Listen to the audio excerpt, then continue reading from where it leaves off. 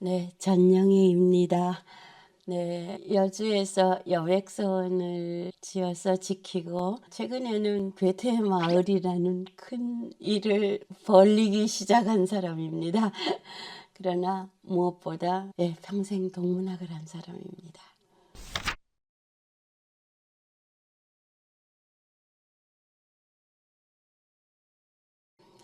카프카는 1883년생이고 1924년에 죽었는데요. 여러분이 여행이 가시는 프라하 시청 주변에 사는 사람들이 독일어를 썼는데요. 왜 그런가 하면은 현재는 프라하가 체코지만은 합스부르크가 왕령이었습니다. 합스부르크 왕령이기 때문에 독일어를 써왔고, 특히 프라하의 상황 자체는 시청 주변에 한 10분의 1 정도의 인구가 독일어를 썼습니다. 카프카는 유대인이었죠. 아버지가 굉장히 자수성가를 아주 힘차게 해서 이 상류층이 사는 독일어를 쓰는 사람들 속으로 진입을 할 수 있었고, 독일어로 글을 읽고 쓰고 잘하고 다 했습니다. 그러니까 조금도 착오의 여지 없이 독일 문학입니다. 독일 현대 문학의 정수입니다, 사실. 그래서 독일 문화원이 카프카 다루는 거는 너무나 자연스러운 일입니다. 안 다루시면 안 됩니다.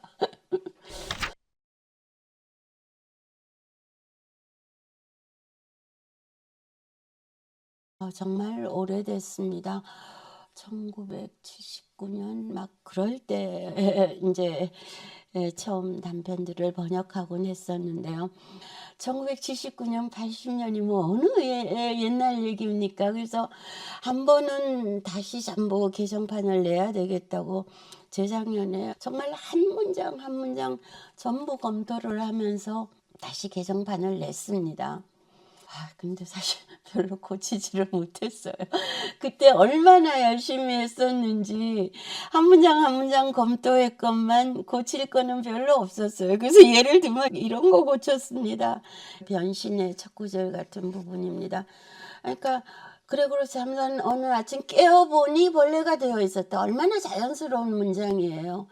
근데 그렇게 안 하고 그냥 딱딱하게 직역을 했어요. 날 깨어보니 자신이 한 마리 흉측한 벌레로 변해 있음을 발견했다. 이렇게 딱딱하고 부드럽지 못한 문장으로 고집을 부렸습니다. 왜냐하면 카프카가 그렇게 공들여 하나하나를 썼고, 카프카 같은 작가야말로 뭔가 설명을 통해서가 아니고 바로 그 글을 통해서 만나야 되는 사람이라고 생각을 했는데, 그래서 30년 고민이 그 정도였습니다.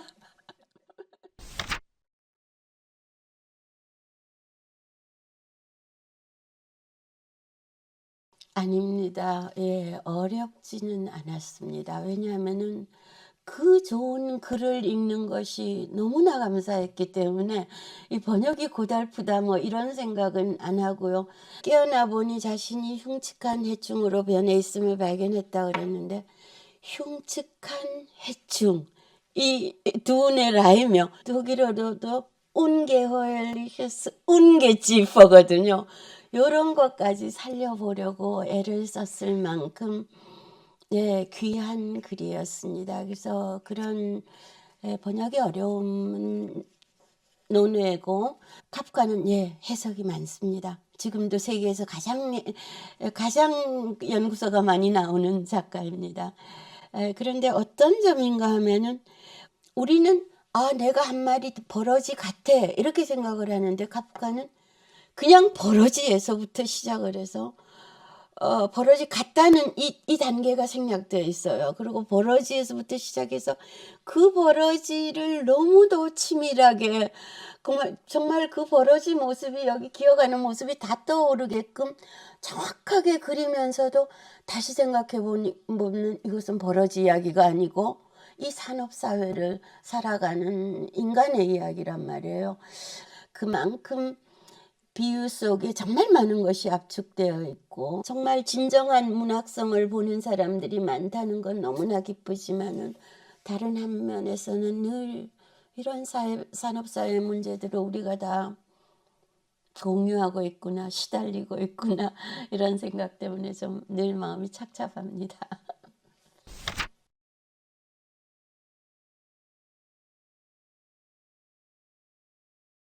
네, 방금 말씀드린 이유죠. 이야기가 미리 먼저 다 나왔네요. 그죠? 정말 내가 그냥 이 기계처럼 맨날 맨날 출근하면서 내가 벌어진가 이런 생각이 너무나 드는데 왜 벌레가 되었는지에 대한 설명이 하나도 없어요. 벌레가 되게 했으면 벌레가 이 사람이 뭐 이렇게 괴로워하다 보니까 벌레가 되었다 이런 얘기가 있어야 될 텐데 그렇지 않고 벌레를 하나 딱 던져놓고는 정확하게 벌레의 상황을 설명을 합니다. 그러나 사건이 진행되어 가면서 아주 간접적으로 이 사람이 벌레 같은 존재가 될 수밖에 없었는가가 드러나요. 산업사회에서의 그 부대낌, 쫓김만이 아니죠. 식구들도 이제 이게 길어지니까 결국 처음에는 놀랐다가 막 그다음에는 이제 피하고 드디어 벌레가 죽어요.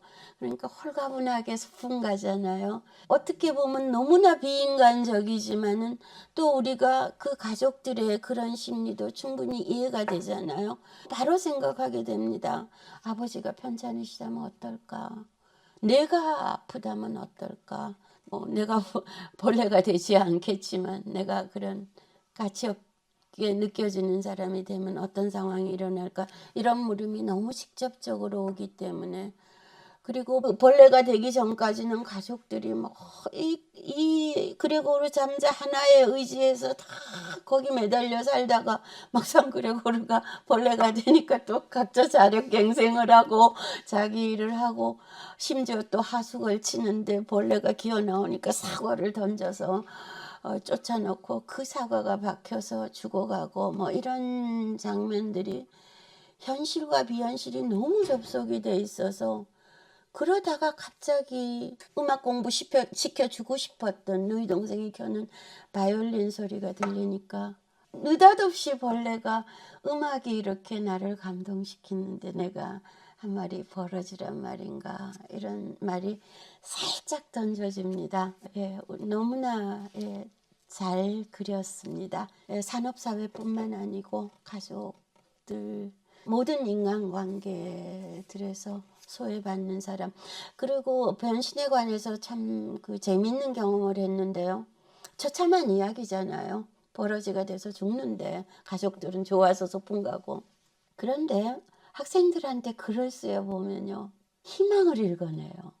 아니 여기서 어떻게 희망을 만일 어떤 작가가 아니야 희망을 가져 뭐 이런 이야기를 썼더라면 아니 희망 갖기 어려워 이렇게 얘기했을 텐데 이렇게 막막함을 그려내니까 독자가 어떻게든 눈 씻고 우리가 이 사정을 타개해서 보다 사람다운 사회를 만들어내야 되지 않을까 이런 생각을 하는 것 같아요. 그리고 수학 문제는 답이 있지만 인생의 문제는 답이 있기 참 어렵습니다. 답은 없어요. 답은 없지만은 우리가 치열하게 정말 정면 대결해서 이것이 무엇인가를 정확하게 파악을 하면은 그걸 조금 감당할 수 있는 힘이 생기는 것 같아요. 그래서 근본적으로 뭐 카프카만이 아니라 문학이 픽션인데 그 픽션들이 우리에게 주는 힘인 것 같습니다. 더구나 또 우리가 모든 삶을 다 살아보지는 않잖아요. 그러나 변신 같은 책을 읽었을 때 고생하신 아버지를 생각하고 장애인을 생각하고 내가 장애인이 됐을 때 생각하고 이럴 수밖에 없어서 간접 경험이라든지 또 대안을 생각하게 만듭니다. 그래서 문학 작품을 읽어야 됩니다.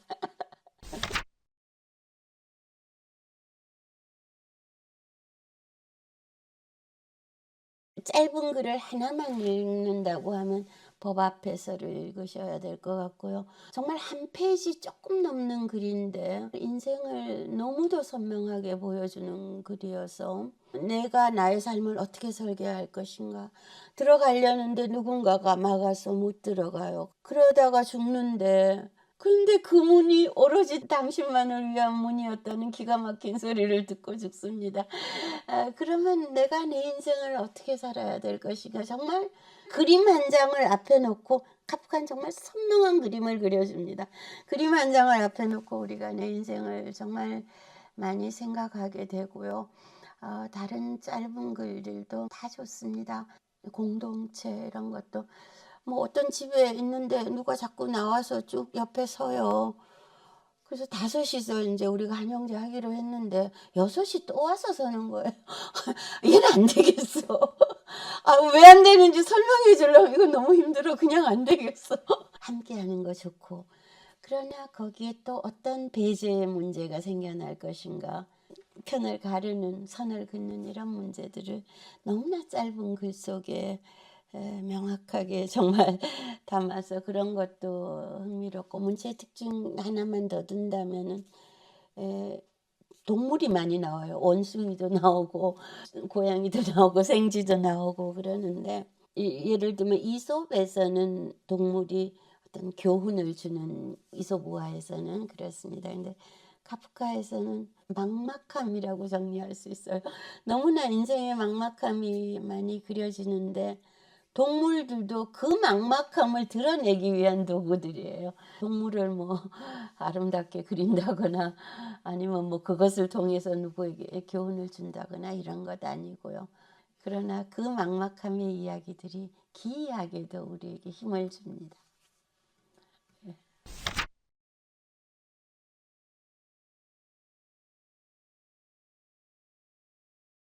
카프카 어렵지 않아요. 재미있습니다.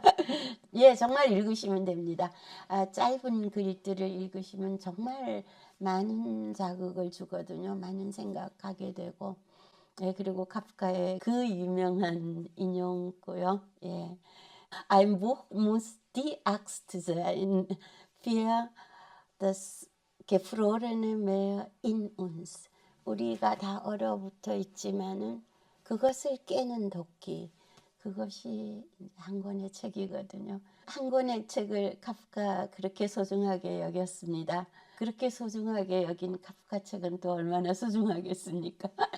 예, 그냥 즐겁게 짧은 이야기들을 읽어가시면 될 것 같습니다. 고맙습니다. 교수님 혹시 그 질문 들어보셨어요? 작년에 유행했던 질문인데 예, 요즘에 대학생들이 엄마나 아빠한테 전화를 해서 예. 내가 만약에 바퀴벌레나 해적으로 변하면 어떻게 할 거야? 라는 질문을 예, 너무 네, 재밌는데요. 카톡으로 예, 했는데 너무 천차만별인데 그게 알고 그래요. 봤더니 카프카의 문학에서부터 예, 예, 시작한 예. 질문이라고. 예.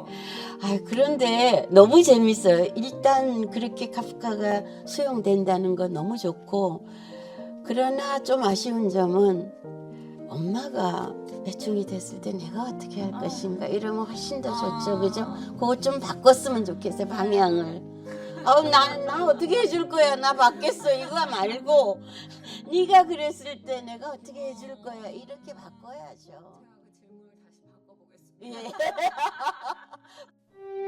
예.